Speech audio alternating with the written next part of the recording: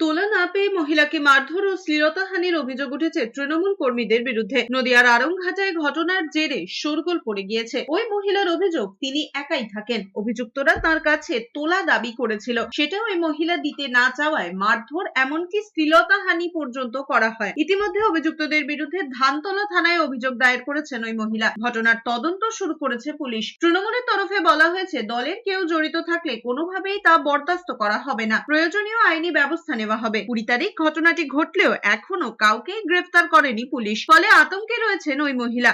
অভিযুক্তরা লাগাতার হুমকি দিচ্ছে বলে অভিযোগ। প্রশাসন অভিযুক্তদের বিরুদ্ধে ব্যবস্থা না নিলে আন্দোলনের হুঁশিয়ারি দিয়েছে বিজেপি। ওরা ঘরে ঢুকে গিয়ে আমার চুলের মুঠি ধরে ঘরের মধ্যে নিয়ে দরজা বন্ধ করে আমার শারীরিক টর্চার করে, তারপরে আমাকে বিভৎসভাবে মারধর করে, আমাকে খুব মেরেছে, খুব।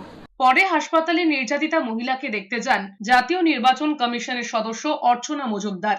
একটা রাজনৈতিক দলের পুষ্ট হয়ে বা সেই দলের সাপোর্ট করে তার জন্য একজন মহিলাকে ঘর থেকে উৎখাত করতে মেধরক মেরে বাড়ি থেকে প্রাণে মেরে ফেলার হুমকি, এগুলো অত্যন্ত শুধু নিন্দনীয় নয়, এটা একটা বড় অপরাধ। এবং সবচেয়ে আমার হলো হোয়াট পুলিশ ইজ ডুইং।